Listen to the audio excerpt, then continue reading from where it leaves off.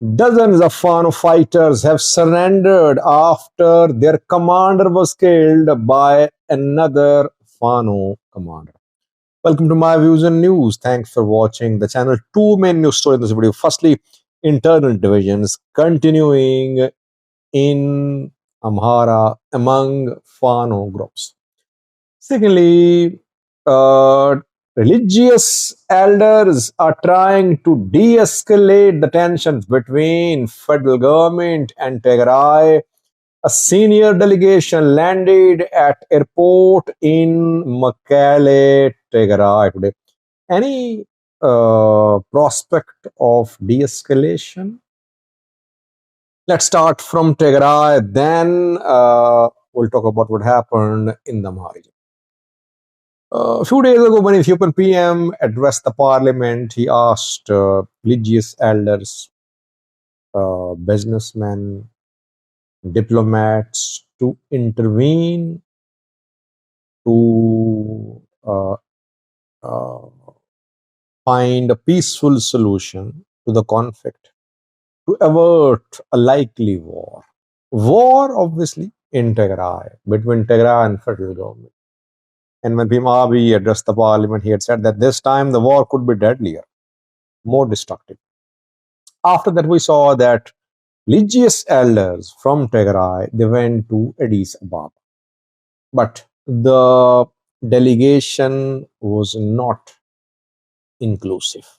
I criticized that, if you remember. I said that Orthodox Church elders of Tigray should have taken other faiths on board too. All religious institutions should have sent one delegation to Addis Ababa.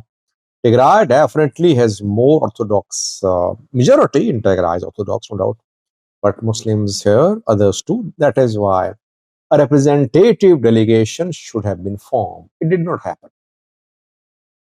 Now, federal government-backed delegation has arrived in Tigray. Very representative delegation.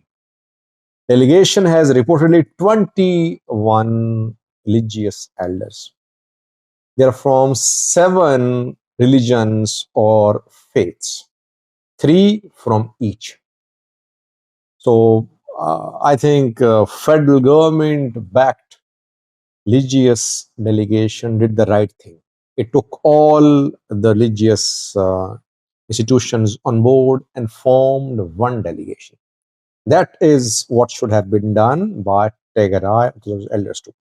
Delegation is set to meet with Tadesse Avert, reportedly, the president of Tigray. It is set to meet with the TPLF leaders and military commanders. Question is there any possibility that this delegation can do something and avert a war, which seems to be in the making? Religious elders, I believe, have not been able to solve issues in Ethiopia. Yes, they send delegations in the run-up to Tigray war in 2020, but nothing happened. You saw that. Their efforts did not succeed. Rather, when war erupted, they became a party to the war.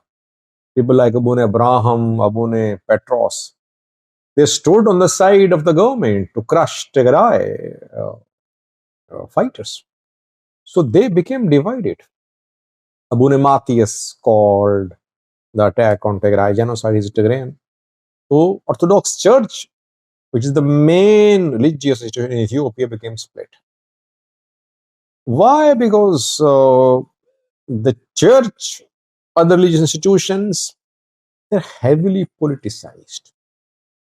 Their leaders are selected or elected with the backing of the government. At least government tries to have a hand in their election or selection. So the institutions are not free. They don't speak for the people. They speak for themselves. They represent groups and they represent the interests of those groups. People won't like my comments. I'm not showing disrespect for any religious leader, but their role has been disappointing, I believe.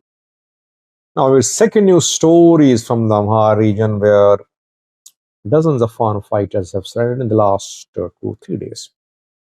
They surrendered, they met with ENDF officers, they laid down arms. It happened in Shoa, North Shore zone of the Amhara region. So what happened there? Was there a fight between security forces and Fano fighters? Did security forces capture Fano fighters and they showed them as if they had surrendered? Well, firstly, they surrendered. That's what I have confirmed. Government is exaggerating the numbers. Government says around 1,000 have surrendered. What I have learned is that a few hundred have surrendered. Less than 300, I would say. Government is exaggerating. Why did they surrender? Well, Shoa, is still the center of internal divisions in Fano. Divisions between AFPO and AFNF. AFPO, Amhara Fano People's Organization, is led by Skandar Naga and Mekatao. Amhara Fano National Force is led by Deselin in this area. And there are reports of some internal tensions too in AFPO, which I'm working on. I'll do a video on that in coming days. What happened in North Shore zone of the Amhara region is that Girma was killed. Girma Peli is his name, I think. He was a senior Fano commander. He fought during Tigray War II against Tigray fighters. And for months, tensions have been ongoing between Mekatau and Girma. Reportedly, Mekatau had arrested or abducted Girma. Elders were intervening. They were trying to secure the release of Girma. Girma was not released. Rather, Mekatau, allegedly Mekatau killed Girma. And after that, Girma men surrendered. They contacted Ethiopian National Defense Force. They have laid down arms. From which group is Girma? He couldn't be from AFPO. I think he's from AFNF. He's from Deselin. He seems to be from Deselin. I don't think that Mekatau would kill an AFPO commander. That could lead to serious rift in Amhara Fano People's Organization. So one of the main obstacles which I mentioned 2 years ago to Fano's progress is internal division, lack of internal unity. Whatever unity they have created, they have done that by force, by killing other Fano commanders, by threatening other Fano commanders. Perhaps that's not the way to create unity. Had unity been created through dialogue, through reconciliation, through discussions, unity would have been long lasting. Since AFPO want to kill AFNF, AFNF want to kill AFPO, that is what the unity they're creating will be short lived. They need to create unity after discussions, after dialogue. Like AFNF was formed, those who have joined AFNF, they were not under duress.